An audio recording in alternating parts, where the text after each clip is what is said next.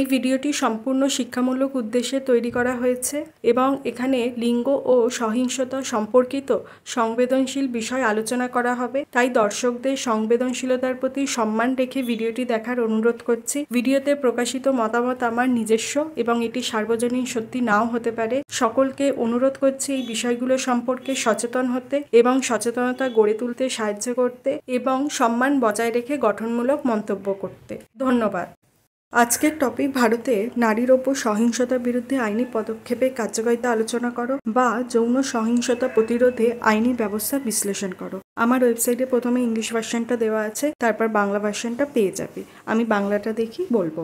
Importance of question very very important, মানে এটা পরীক্ষায় প্রশ্ন হিসেবে আসার জন্য যথেষ্ট গুরুত্বপূর্ণ। অল্টারনেটিভ ইয়ার হোক বা রিপিট ইয়ার হোক আসতে পারে। শুধু তাই নয়, এটা আমাদের সবার জানার ও বোঝার জন্য খুবই গুরুত্বপূর্ণ বিষয়। ওয়ার্ড কাউন্ট মানে অ্যাপ্রক্স যতগুলো ওয়ার্ড দিয়ে নিচের অ্যান্সারটা তৈরি করা আছে। পেপার অর কোর্স মানে যেই ব্রড টপিকটার আন্ডারে বা সিলেবাসের আন্ডারে এই সাব টপিকটা আছে। Gender and violence, sociology of gender, gender সেন্সিটাইজেশনেতে আছে। এছাড়া gender and society, gender and sexuality এগুলোতেও থাকতে পারে। প্রথমেই বলে রাখি, এই ভিডিওতে বা এর পরবর্তী যেসব ভিডিওতে জেন্ডার অ্যান্ড ভায়োলেন্স নিয়ে আলোচনা করা হবে সেই সকল ভিডিওতে আমি খুব একটা বিস্তারিত আলোচনা নাও করতে পারি, কারণ আমি যথেষ্ট সহজ আর সাধারণ শব্দ বা ভাষা দিয়ে উত্তরগুলো রেডি করেছি, যেগুলো পড়লেই তুমি বুঝতে পারবে। আর এছাড়া আরেকটা কারণ যে আছে সেটা হলো ইউটিউবের গাইডলাইন। আমি যদি বেশিবার ভিডিওতে এই বিষয় নিয়ে আলোচনা করি তাহলে সেটা ইউটিউবের পলিসিতে ভায়োলেন্স রিলেটেড ভিডিও হয়ে যাবে, তখন আমার ভিডিও চ্যানেল দুটোই ব্যান হয়ে যেতে পারে। এখন তাহলে উত্তরটা শুরু করছি। ভারতে নারীর ওপর সহিংসতা প্রতিরোধ এবং নির্যাতিত নারীদের সুরক্ষা দেওয়ার জন্য বেশ কিছু আইনি পদক্ষেপ নেওয়া হয়েছে। এই আইনের উদ্দেশ্য হলো নারীকে সহিংসতা থেকে রক্ষা করা এবং অপরাধীদের উপযুক্ত শাস্তি দেওয়া। তবে কার্যকারিতার দিক থেকে এইসব আইন কখনো কখনো সফল হয়েছে, আবার বিভিন্ন সমস্যার সম্মুখীনও হয়েছে। নিচে ভারতে নারীর ওপর সহিংসতা প্রতিরোধে আইনি ব্যবস্থার কার্যকারিতা বিশ্লেষণ করা হলো। এখানে বোঝাই যাচ্ছে যে কি বলা হয়েছে। বলেছে যে ভারতে বিভিন্ন আইন রয়েছে যেগুলো কিনা নারীর ওপর সহিংসতা প্রতিরোধ করতে এবং অপরাধীদের উপযুক্ত সাজা দিতে ব্যবহৃত হয়, কিন্তু অনেক সময় দেখা গেছে যে আইনি ব্যবস্থা থাকা সত্ত্বেও সেগুলো সবসময় সফলভাবে প্রয়োগ করা যায় না। আইন প্রয়োগ করার জন্য কিছু সমস্যা থাকে। এখানে আমি আইনের কার্যকারিতা নিয়ে অল্প আলোচনা করব, কারণ প্রশ্নে যদি কখনো আইনের কার্যকারিতা নিয়ে প্রশ্ন আসে তাহলে এই বিষয় নিয়ে আলোচনা করতে হবে, না হলে কার্যকারিতা নিয়ে আলোচনা করা খুব একটা দরকার নেই। তাও যদি কেউ চাও অবশ্যই করতে পারো কার্যকারিতা নিয়ে আলোচনা, কারণ তুমি তোমার উত্তরের ক্ষেত্রে যত পয়েন্ট অ্যাড করবে তত তোমার উত্তরটা সুন্দর হবে এবং অন্যদের থেকে ভালো হতে পারে। নারী সুরক্ষা আইনের বিভিন্ন দিক। ভারতীয় দণ্ডবিধি, ইন্ডিয়ান পেনাল কোড বা আইপিসি শর্ট ফর্মে, ধারা 375 ও 376। ধর্ষণের ক্ষেত্রে এই ধারাগুলি অপরাধীর জন্য শাস্তির ব্যবস্থা করেছে। ধর্ষণের ক্ষেত্রে কঠোর শাস্তি এবং ধর্ষণের পরিস্থিতি বিবেচনায় বিভিন্ন ধরনের শাস্তির বিধান রয়েছে। এক্ষেত্রে একটু বলবো যে আইপিসি 375-এর ক্ষেত্রে অপরাধের যে সংজ্ঞা আছে সেটার বিশ্লেষণ আছে, মানে হচ্ছে কি কি পরিস্থিতিতে সেটাকে অপরাধ হিসেবে গণ্য করা হবে সেটার ব্যাপারেই বলা হয়েছে 375 আইপিসিতে বা ধারাতে। আর 376-এর ক্ষেত্রে অপরাধের জন্য শাস্তির কথা উল্লেখ করা হচ্ছে। তাই যদি কখনো প্রশ্নে আসে যে কোন আইনে বলা হয়েছে, তাহলে সেক্ষেত্রে তোমার যদি একটাই মানে দুটো লেখার জায়গা না থাকে, একটাই যদি উত্তর লেখার জায়গা থাকে, তাহলে বলবো যে 376 ধারাটা বেশি প্রযোজ্য হবে, কারণ সেখানে পানিশমেন্টের কথা বলা হয়েছে। আর সেরকম কিছু না বললে দুটো ধারাই তুমি বলবে। ধারা 354 ও 509। আইপিসি 354 এবং 509 ধারা নারী সম্মান লঙ্ঘনের ঘটনায় শাস্তি প্রদান করে। শারীরিক বা মৌখিক অশালীন আচরণ, ইপটিজিং এবং শ্লীলতাহানি শাস্তিযোগ্য অপরাধ হিসেবে বিবেচিত হয়। মানে মেয়েদেরকে অসম্মান করে এমন আচরণ কিন্তু শাস্তিযোগ্য অপরাধ। যদি কেউ ভাবে যে এই ধরনের আচরণ করা তো কোনো বড় ব্যাপার নয়, সেরকমটা নয় কিন্তু। Protection of women from domestic violence act 2005 গৃহস্থ সহিংসতা প্রতিরোধে এই আইন কার্যকর ভূমিকা পালন করে। এটি শারীরিক, মানসিক, যৌন এবং অর্থনৈতিক সহিংসতার বিরুদ্ধে প্রতিকারমূলক ব্যবস্থা প্রদান করে। Sexual harassment of women at workplace, prevention, prohibition and redressal act 2013, এটাকে শর্ট ফর্মে পোশ অ্যাক্টও বলে। কর্মক্ষেত্রে নারী যৌন হয়রানি প্রতিরোধে এই আইন কার্যকর হয়। এতে যৌন হয়রানির বিরুদ্ধে অভিযোগ জানানোর ব্যবস্থা এবং সুরক্ষা দেওয়া হয়। University grants commission, prevention, prohibition and redressal of sexual harassment of women employees and students in higher educational institution, regulation 2015। এই বিধি বিশ্ববিদ্যালয় ও উচ্চশিক্ষা প্রতিষ্ঠানে কর্মরত মহিলা কর্মচারী এবং শিক্ষার্থীদের বিরুদ্ধে যৌন হয়রানি ঘটনা প্রতিরোধের জন্য চালু করা হয়। আমি এই আইনটার কথা উল্লেখ করেছি কারণ আমার মেন অডিয়েন্স হচ্ছে স্টুডেন্টরা। তাই স্টুডেন্টরা যদি কখনো কোনো সমস্যার মধ্যে পড়ে তারা যেন প্রতিষ্ঠানের কাছে সাহায্য চাইতে পারে, কারণ এটার কিন্তু একটা আইন আছে। Protection of children from sexual offences act 2012, POCSO act short ফর্মে বলে 2012। এই আইনটি শিশুদের যৌন নির্যাতন থেকে রক্ষা করতে প্রণয়ন করা হয়েছে।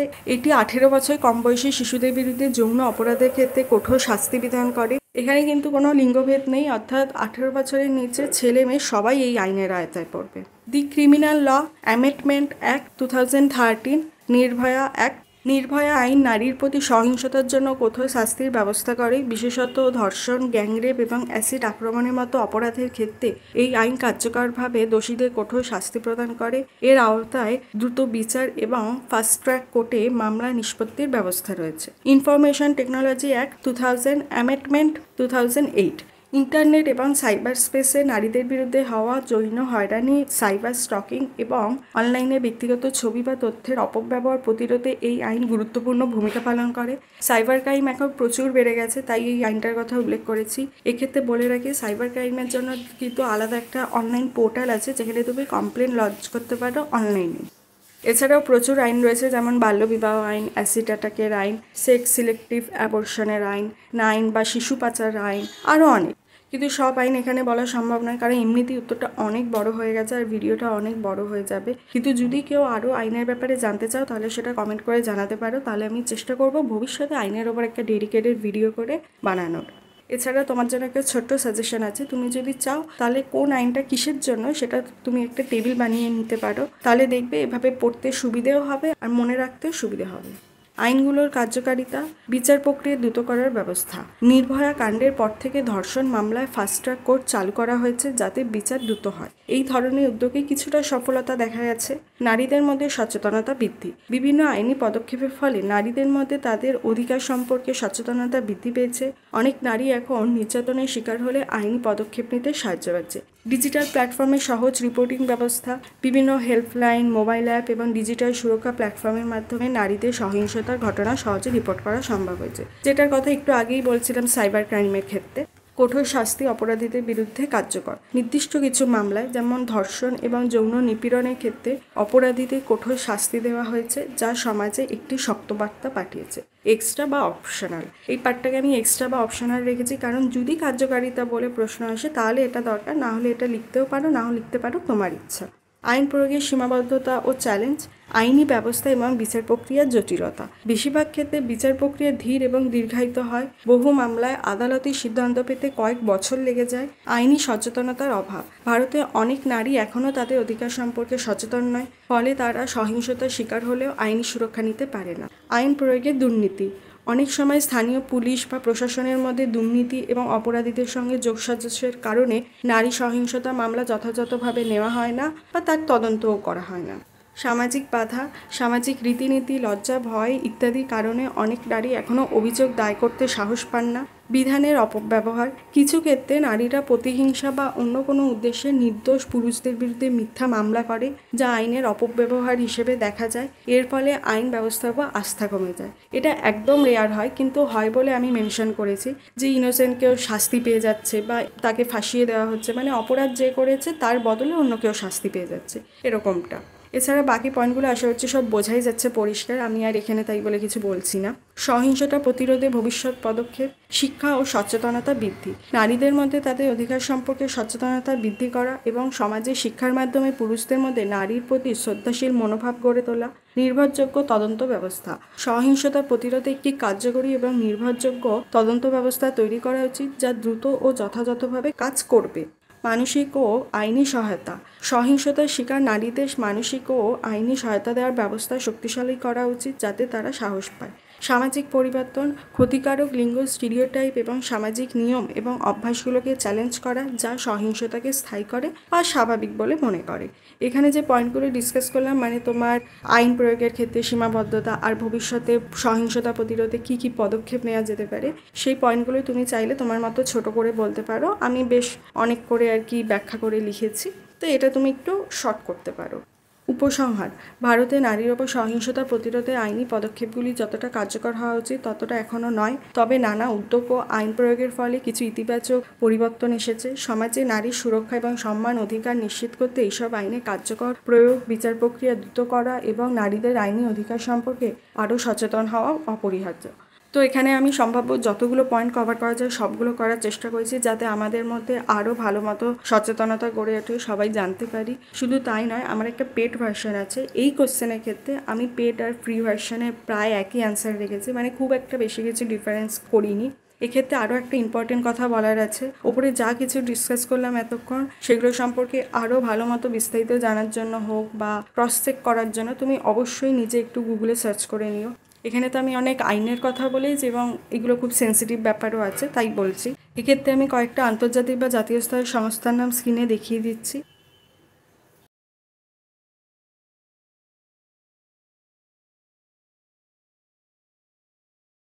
এছাড়াও অনেক এনজিও, একাডেমিক বা রিসার্চ সেন্টার আছে যেখানে তুমি অনেক পিডিএফ বা আর্টিকেল পেয়ে যাবে। শুধু এই টপিকের জন্য না, তুমি জেন্ডার অ্যান্ড ভায়োলেন্স রিলেটেড যে কোনো টপিকের জন্য সেই সব আর্টিকেল বা পিডিএফগুলো দেখতে পারো। আর আমি যেই ন্যাশনাল অ্যান্ড ইন্টারন্যাশনাল লেভেলের অর্গানাইজেশনগুলো দেখালাম, সেই ওয়েবসাইটগুলোতে গিয়ে তুমি রিসোর্স, জার্নাল, ডাউনলোড, পাবলিকেশন এই অপশনগুলোতে গেলে বিভিন্ন আর্টিকেল বলো, পিডিএফ এগুলো পেয়ে যাবে, সেগুলো একটু দেখে নেবে। তো এই উত্তরটা এখানেই শেষ। এখন এই উত্তরটা কোথায় আর কিভাবে পাবে সেটা আমি এটার পরের একটা ভিডিও ক্লিপে বলেছি, সেটা পারলে শেষ অবধি দেখো, তাহলে সব বুঝতে পারবে। আমি কিছু ইম্পর্টেন্ট কথা বলবো, তাই ভিডিওটা স্কিপ না করে লাস্ট অবধি দেখো। তুমি এই ভিডিওতে দেখানো উত্তরটা কোথায় আর কিভাবে পাবে? আমি এখন যে উত্তরটা দেখালাম সেটা তুমি আমার ওয়েবসাইটে পেয়ে যাবে। ওয়েবসাইটে অনেক কোয়েশ্চেন অ্যান্সার অলরেডি পোস্ট করা আছে, তাই তুমি সরাসরি সার্চ বারে গিয়ে সার্চ করে নিতে পারো যেই টপিকটা তোমার লাগবে। কয়েকটা কিওয়ার্ড দিলেই চলে আসবে। এই ওয়েবসাইটের লিঙ্ক আমার চ্যানেলে গিয়ে অ্যাবাউট সেকশনে পেয়ে যাবে, অথবা গুগলে সার্চ করলেও আশা করছি পেয়ে যাবে। লিজি বাঙালি স্টুডেন্ট বলে সার্চ করতে হবে, অন্য কিছু নয়। আসলে আমার ওয়েবসাইট, ইউটিউব চ্যানেল দুটোই নতুন, তাই জানি না সার্চ রেজাল্টে ওয়েবসাইট আসবে কি না। আর ইউটিউবের ডেসক্রিপশন বক্সে তো লিঙ্ক শেয়ার করাই যাচ্ছে না। আমি যেই লেখাটা বা উত্তরটা দেখালাম সেটা কি যথেষ্ট?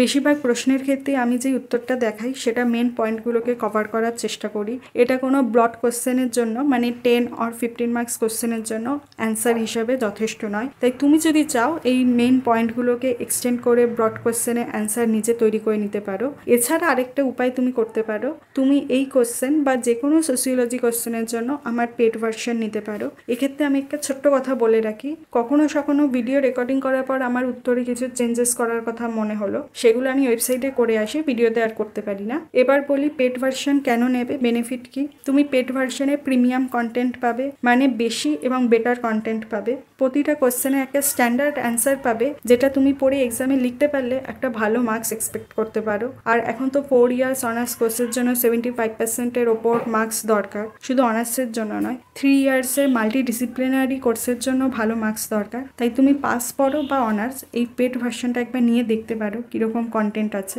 এছাড়া পেড ভার্সনের অন্যতম একটা মেন ফিচার্স, ইংলিশ বাংলা দুটো ভাষাতেই কন্টেন্ট পাবে। সব না হলেও ম্যাক্সিমাম কন্টেন্ট তাই পাবে, কিছু কন্টেন্ট হয়তো শুধু ইংলিশ বা বাংলায় আছে। কোশ্চেনের অ্যান্সারের জন্য আমি ভিজুয়াল এলিমেন্ট, মানে ফ্লো চার্ট, টেবিল, ডায়াগ্রাম ব্যবহার করেছি, মানে যেই কোশ্চেনের ক্ষেত্রে ব্যবহার করা যায় আর কি, যেটা ইউজফুল আর হেল্পফুল হবে তোমার জন্য। আসলে আমি চেষ্টা করেছি পেড ভার্সনটা যতটা স্টুডেন্ট ফ্রেন্ডলি করা যায়, যাতে তোমার পড়তে, বুঝতে আর মনে রাখতে সুবিধে হয়। আর প্রাইসিংয়ের কথাটা আমি মাথায় রেখে যতটা বাজেট ফ্রেন্ডলি করা যায় তার চেষ্টা করেছি। শেষে টেস্টিমোনিয়াল হিসেবে বলতে পারি, আমি নিজেও এই অ্যান্সার করে 75%-এর ওপর পেয়েছি। ইনফ্যাক্ট আমি নিজের সময় এত এফোর্ট দিয়ে নোট বানাইনি যতটা এফোর্ট দিয়েছি এখন, কারণ আমি চেয়েছি তোমাকে যতটা ভালো কন্টেন্ট বা নোট প্রোভাইড করা যায়। এবার পেড ভার্সন কিনবে কী করে সেটা আমি এখানে আর বলছি না, কারণ সবাই তো কিনবে না। যদি কেউ ইন্টারেস্টেড থাকো তাহলে ওপরের ডান দিকে আই বাটনে ডেডিকেটেড একটা ভিডিও করেছি, সেটা দেখে নিতে পারো। কী কী পোস্ট বা কন্টেন্ট আছে ওয়েবসাইটে সেটা দেখার জন্য তোমাকে লিস্ট অফ পোস্টে ক্লিক করতে হবে। এই পেজে এসে তোমাকে একটু ওয়েট করতে হতে পারে, কারণ এখানে একটা ভারী ফাইল লোড হবে। এখানে তুমি পোস্ট লিস্ট চেক করতে পারবে, যার কোনো একটাতে ক্লিক করলে তুমি সমস্ত ইনফরমেশন পেয়ে যাবে, যেমন সেটা কোন ভার্সনে অ্যাভেলেবেল আছে, পেড ভার্সন নাকি ফ্রি ভার্সনে, আর কোন মিডিয়ামে আছে, মানে শুধু ইংলিশ ল্যাঙ্গুয়েজে নাকি বাংলা, নাকি ইংলিশ বাংলা দুটো ল্যাঙ্গুয়েজেই কন্টেন্টটা অ্যাভেলেবেল। যেগুলোর ক্ষেত্রে দুটো ল্যাঙ্গুয়েজে দেওয়া থাকবে সেগুলোর ক্ষেত্রে দুটো ল্যাঙ্গুয়েজই কিন্তু ফলো করবে। এছাড়া তুমি চাইলে আমার সাথে ফেসবুক আর হোয়াটসঅ্যাপে যুক্ত হতে পারো, লিঙ্ক সেই চ্যানেলের অ্যাবাউট সেকশন সেকশনেই আছে। যদি তুমি হোয়াটসঅ্যাপে জয়েন হও তাহলে সেখানে পোল দেওয়া আছে, সেটা তুমি একটু অ্যাটেন্ড করো। শেষে বলবো, তোমার যদি কোনো ডাউটস থাকে বা কোনো সাজেশন থাকে তাহলে কমেন্ট করো। ভিডিওটা ভালো লাগলে লাইক করো, বন্ধুদের সাথে শেয়ার করো, আর চ্যানেলটাকে সাবস্ক্রাইব করে রাখতে পারো সোশিওলজি রিলেটেড কন্টেন্টের জন্য। আর কেউ যদি সত্যি ভিডিওটা এই অবধি দেখে থাকো তাহলে অসংখ্য ধন্যবাদ সঙ্গে থাকার জন্য।